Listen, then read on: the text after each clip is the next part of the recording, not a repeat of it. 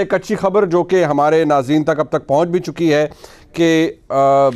IMF ने बाकायदा तौर पर एक मंजूरी दे दी है और पाकिस्तान को 1 अरब 17 करोड़ डॉलर का इजरा बहुत जल्द हो जाएगा। पाकिस्तानी मईशत के लिए ये बहुत ज़रूरी था। सवाल ये भी आज के प्रोग्राम में हम ज़रूर उठाएं, इस नहज पर पाकिस्तान की सियासत चली गई है और जितनी पोलराइजेशन हो चुकी है इसका असर पाकिस्तान की सियासत पे in the years to come भी पड़ता रहेगा। लेकिन जो कुछ हुआ है, जो कुछ आज सामने आया है, यकीनी तौर पर एक कंसर्टेड एफर्ट थी, इट फेल अपार्ट,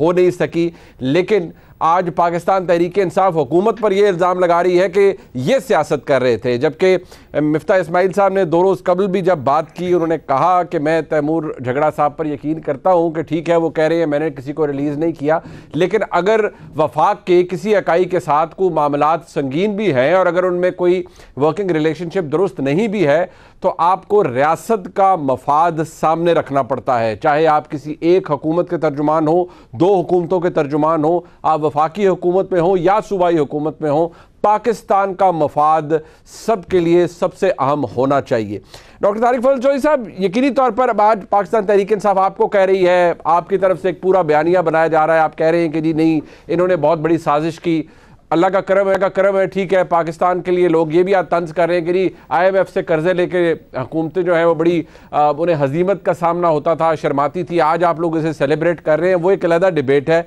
लेकिन क्या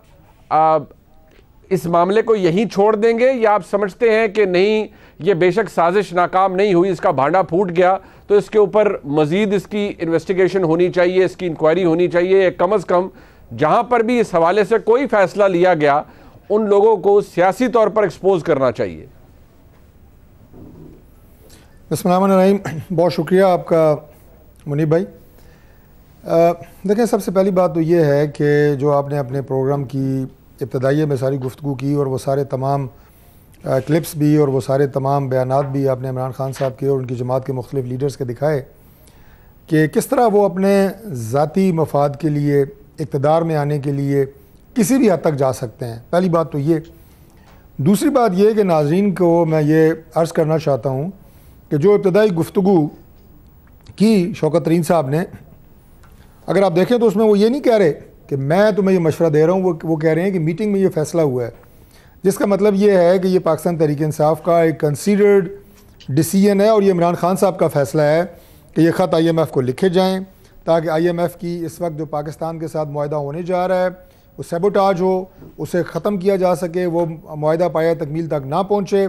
पाकिस्तान मज़ीद बहरान का शिकार हो, खुदा न खास्ता पाकिस्तान डिफ़ॉल्ट करे और उसकी ज़िम्मेदारी शहबाज शरीफ पे, मुस्लिम लीग नून पे और नवाज शरीफ पे डाली जाए। यानी नवाज शरीफ या शहबाज शरीफ का मुआहदा नहीं होने जा रहा, ये पाकिस्तान का मुआहदा होने जा रहा है जिसको वो सैबोटाज कर रहे हैं कि मुल्क दिवालिया हो, खुदा न खास्ता। भाई अगर मुल्क दिवालिया होगा, शहबाज शरीफ या नवाज शरीफ या मुस्लिम लीग नून का कितना नुकसान होगा। और ये सोचें कि उस नुकसान के, अगर वो नुकसान 5% है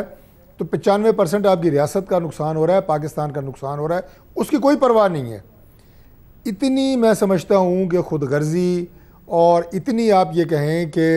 अपनी इक़्तिदार के हुसूल के लिए इस हद तक गिर जाना, कम अज़ कम ये किसी सियासी लीडर को मैंने अपनी ज़िंदगी में तो नहीं देखा कि आप रियासत की जड़ें खोखली करनी शुरू कर दें, रियासत के ख़िलाफ़ कोई इस तरह का काम करें बिलो द बेल्ट और उसका मतलब नुकसान नहीं। बट इसके ऊपर तारिक फजल चौधरी साहब, डॉक्टर साहब, एक ये भी एतराज़ है ना जो कि आज असद उमर साहब ने उठाया, एक ये कि इस ऑडियो लीक के साथ आपने एडिटिंग की है, इसको आउट ऑफ कॉन्टेक्स्ट चलवाया है। दूसरा ये कि क्योंकि आप इमरान खान साहब का इलेक्शंस के अंदर मुकाबला आप कर नहीं सकते, वो बहुत आगे निकल चुके हैं, तो अब आप कोई ना कोई मुद्दा ढूंढ रहे हैं कि किसी ना किसी तरह इमरान खान साहब पर कोई ना कोई उनकी जमात पर मुद्दा डाला जाए और उन्हें सियासत से दूर किया जाए, उन्हें सियासत से आउट करने की कोशिश की जा रही है। और आज भी जो कुछ आपने किया ये उसका एक शाख है उस बात की। ये तो जब इलेक्शन होगा उस वक्त पता चलेगा। मैं कहता होता हूँ कि घोड़ा भी हाजिर है और मैदान भी हाजिर है, पता लग जाएगा कौन कितने पानी कहते हैं 17 जुलाई को घोड़ा और मैदान था तो बात हुई, हासिल है, बाकी सबको इमरान खान साहब को जीत हुई, पता चल जाएगा। उस सिलसिले में तो मैं समझता हूँ कि जिस तरफ से भी होंगे बुलंदो बांग दावे ही किए जाएंगे, लेकिन वक्त और हालात आपको बताएंगे इंशाल्लाह कि मकबूल तरीन जमात कौन सी है। लेकिन ये जो बात मैंने की है ये ना तो कोई प्रोपोगंडा है, ना कोई साजिश है, और ना ही कोई अल्फाज का तरोड़ मरोड़ है। असद उमर साहब के पास और कोई बात करने के लिए है नहीं, जान छुड़ाने के लिए उन्होंने ये बात कर दी है, लेकिन इसको तरदीद पाकिस्तान तहरीक इंसाफ ने बिल्कुल भी नहीं किया है। और ये बात जिस वक्त आपका मुआहदा होने जा रहा है, जब आपकी डील होने जा रही है, उस वक्त इस तरह के बयान देना, इस तरह के ख़त लिखवाना सूबों से और बाकायदा डायरेक्शन दे के लिखवाना जिससे इस डील को नुकसान पहुँचे, अल्टीमेटली मुल्क को नुकसान पहुँचे,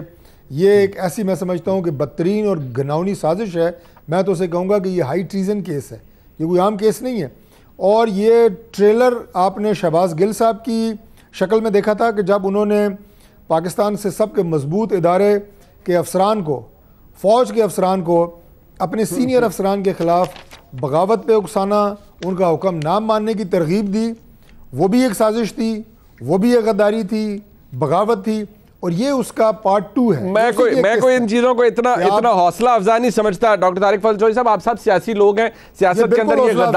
ये गद्दारी और ट्रीजन वगैरह की चीजें बातें नहीं आनी चाहिए, ना ही दहशतगर्दी के मुकदमे बनने चाहिए किसी सियासी लीडर के ऊपर। माजी में बनते रहे, मियां नवाज शरीफ के ऊपर भी बने, लेकिन मार्शल लॉ था, ठीक है, वो भी काम नहीं होना चाहिए था। मियां नवाज शरीफ साहब ने सफर किया, जरूरी नहीं कि बाकी सबके ऊपर भी बने, ठीक है। आज हो रहे हैं, आपकी हुकूमत के ऊपर भी ये इल्जाम है कि देखिए आपने इमरान खान के ऊपर दहशतगर्दी का मुकदमा बना दिया है, और इमरान खान साहब ने क्या कहा था उस जलसे के अंदर जिसके बिना पर अब आप उनके खिलाफ बाकायदा तौर पर एक महाज खड़ा कर रहे हैं।